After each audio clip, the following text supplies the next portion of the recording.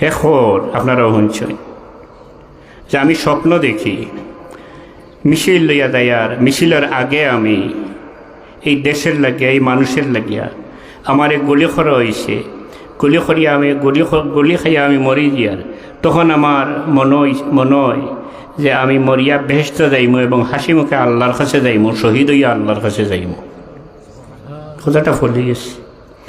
এই ফটার লাগে দোয়া করবা, দোয়া করেন জানি। এটা ভালো, খুব ভালো মনের একটা ছেলে, খুব ভালো মনের একটা ছেলে। আমি তো এতটুকু আকৃষ্ট তার ভাই হয়েছি। আমারও ছেলে আছে দুইজন, বাবার মিশন চালাইরা বাল্লা আছেন, কিন্তু এরকম একটা ছেলে আমারও থাকতো যদি, আর এইভাবে রাস্তাত ওই এইভাবে তারে এই মিশন লইয়া হে দেশের মানুষের লাগিয়া নির্যাতিত, নিষ্পেষিত, অবহেলিত মানুষের দিশারি হিসেবে কাম করিয়া গেছে।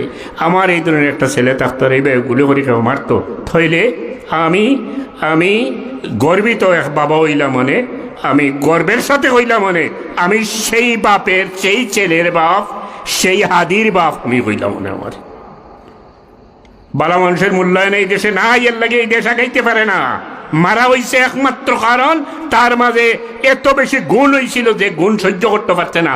দালাল হলে যে গুণ সহ্য করতে পারছে না, এই দেশে তারা ধ্বংস করতে চায়, তারা এরাই মারছে। যে কোনো লীগের মানুষ, আপনারা কথা কইলাম,